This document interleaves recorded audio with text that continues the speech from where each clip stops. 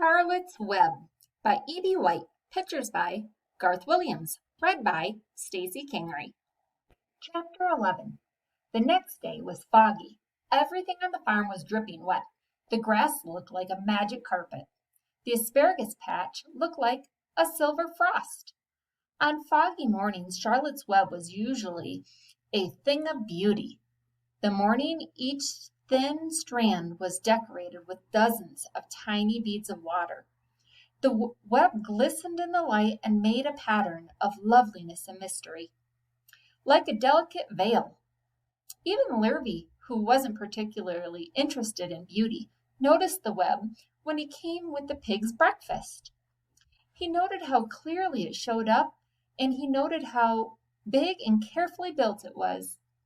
And then when he took another look, and he saw something that made him set his pail down.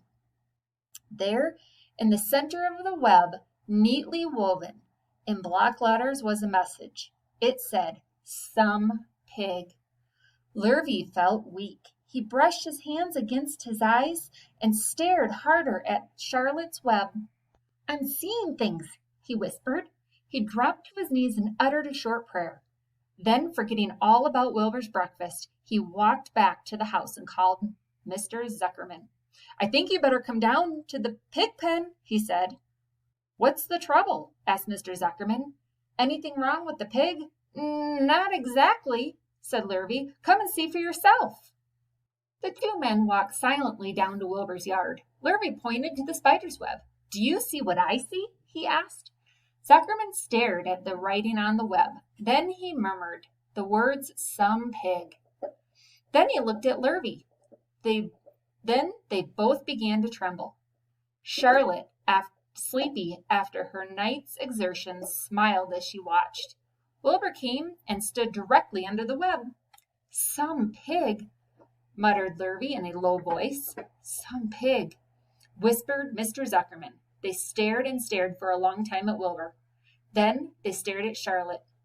"You don't suppose that spider," began Mr. Zuckerman, but he shook his head and didn't finish the sentence.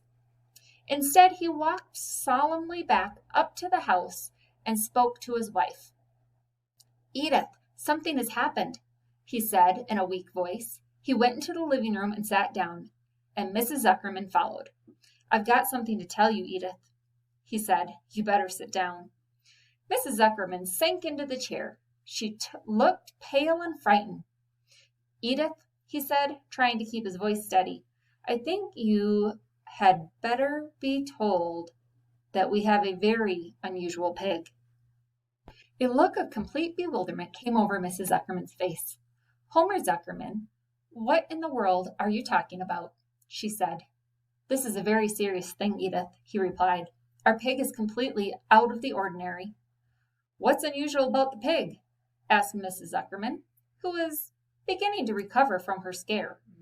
"Well, I don't really know yet," said Mr. Zuckerman, "but we have received a sign. Edith, a mysterious sign. A miracle has happened on this farm. There's a large spider's web in the doorway of the barn cellar, right over the pig pen.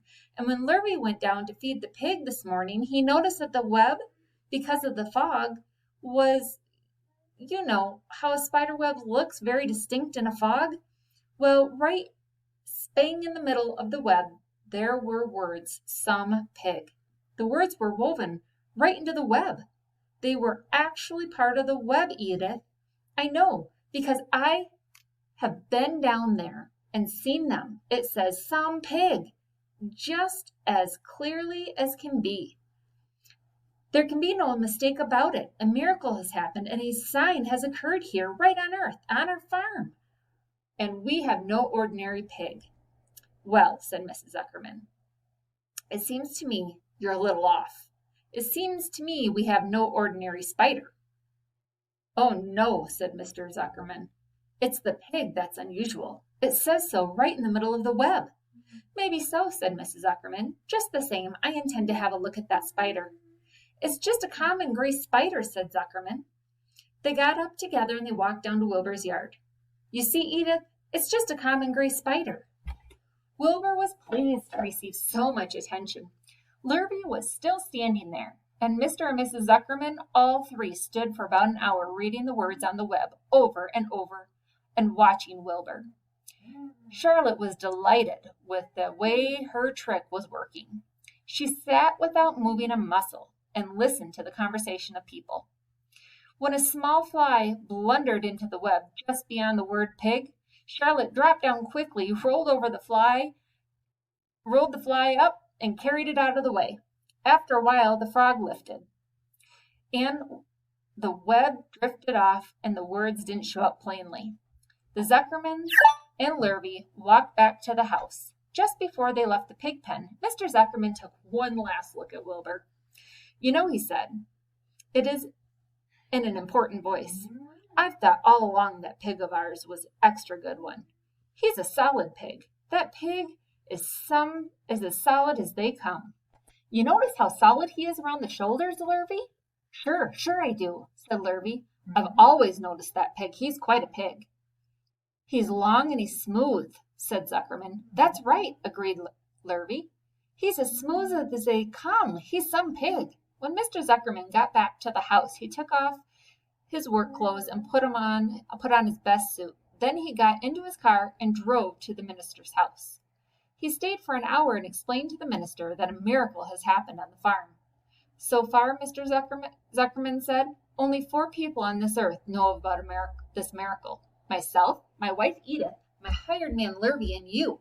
Don't tell anyone else," said the minister.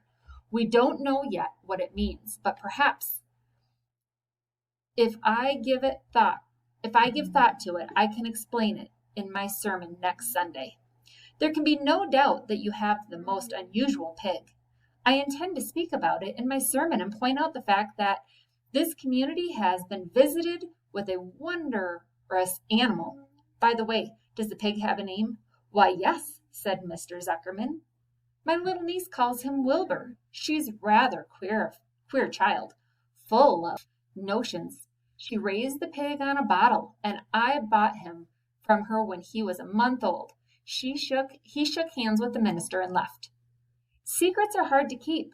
Long before Sunday came, the news spread all over the country. Everybody knew that a sign had appeared in a spider's web on the Zuckermans' place. Everybody knew that the Zuckermans had a wondrous pig. People came from miles around to look at Wilbur and read the words on Charlotte's web. The Zuckermans' driveway was full of cars and trucks from morning till night, Fords and Chevys and Buick Roadmasters and GMC pickups and Plymouth and Studebakers and Packards and DeSotos with Gyromatic transmissions and Oldsmobiles with rocket engines and Jeep station wagons and Pontiacs. The news of the wonderful pig spread clear up into the hills, and farmers came rattling down in buggies and buckboards to stand for hours looking at Wilbur's pen, admiring the miraculous animal. All said they had never seen such a pig before in their lives. When Fern told her mother that Avery had tried to hit the Zuckerman spider with a stick, Mrs. Arabelle was so shocked that she sent Avery to bed without supper as a punishment. In the days that followed, Mr. Zuckerman was so busy entertaining visitors that he neglected his farm work. He wore his good clothes all the time now, got right into them when he got up in the morning. Mrs. Zuckerman prepared special meals for Wilbur. Lurvy shaved and got a haircut, and his principal farm duty was to feed the pig while people looked on. Mr. Zuckerman ordered Lurvy to increase Wilbur's feedings from 3 meals to 4 meals a day. The Zuckermans were so busy with the visitors they forgot about other things on the farm. The blackberries got ripe, and Mrs. Zuckerman failed to put any blackberry jam. The corn needed hoeing, and Lurvy didn't find time to hoe it. On Sunday, the church was full. The minister explained the miracle. He said that the words on the spider's web proved that human beings must always be on the watch for the coming of wonders. All in all, the Zuckerman's pig pen was a center attraction. Fern was happy, and she felt that Charlotte's stick Trick was working and that Wilbur's life would be saved. But she found out that the barn was not nearly as pleasant. Too many people. She liked it better when she could be all alone with her friends and the animals.